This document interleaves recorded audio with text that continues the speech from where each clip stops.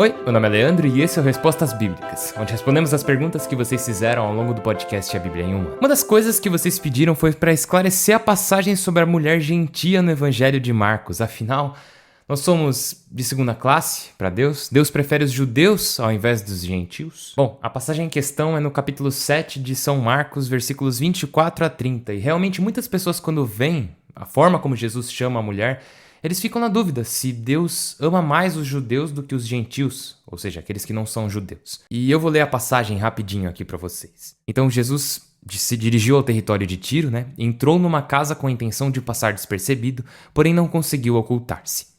Uma mulher que tinha sua filha possuída por um espírito imundo inteirou-se de sua chegada, acorreu e se prostrou a seus pés. A mulher era pagã, natural da Fenícia Síria. Pedia-lhe que expulsasse de sua filha o demônio. Jesus respondeu: "Deixa que se saciem primeiro os filhos. Não fica bem tirar o pão dos filhos para jogá-lo aos cachorrinhos", Uma ótima forma de encontrar discípulos. Ela replicou: "Senhor, também os cachorrinhos debaixo da mesa comem as migalhas das crianças." Jesus disse: "Por causa do que disseste, vai, que o demônio saiu de tua filha."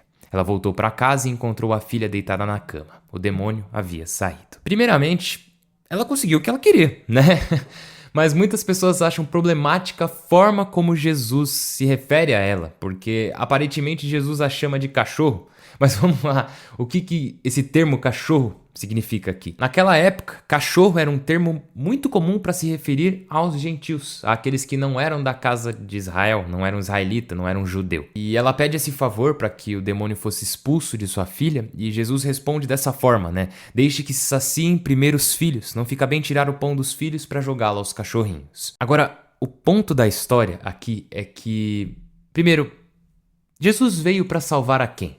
Só Israel?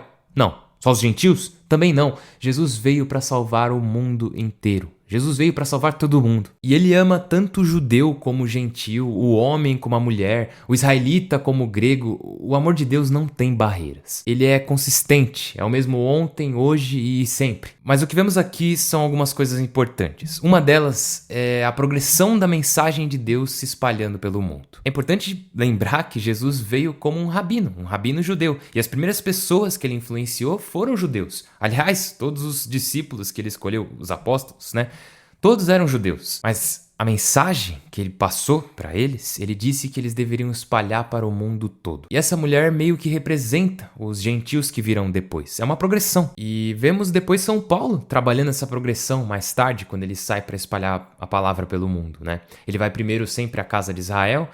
E claro, ele ficou conhecido como o apóstolo dos gentios. Mas o ponto da história aqui não é só a disposição de Jesus para ministrar a todos e passar a mensagem para todo mundo, mas é a perseverança dessa moça. E acho que podemos aprender alguma coisa com ela, porque às vezes a gente se sente como se fosse de segunda classe. E quando vamos até Deus, podemos nos sentir que não pertencemos ali, sabe? Mas Deus nos recebe, Ele nos traz para sua família. E na maneira como essa mulher pede a Jesus, ela reconhece que a mensagem que Ele passa não é só para Israel, mas sim para o mundo todo. Mas também vemos a humildade dela quando ela diz: mas até os cachorrinhos podem comer as migalhas que caem da mesa das crianças, É verdade, mas não vão ter só migalhas. Todos vão receber Jesus por inteiro. Mas eu realmente gosto da perseverança e da humildade dessa mulher. E essa passagem realmente mostra como o evangelho veio primeiro para Israel e depois se espalhou para o mundo. E também mostra a tremenda fome de Deus no mundo, Mas eu queria trazer uma reflexão para o nosso contexto moderno também. Quantas pessoas fora da Igreja Católica podem achar bem difícil de se aproximar e de entrar na Igreja Católica? E talvez elas estejam desesperadas, talvez elas queiram muito,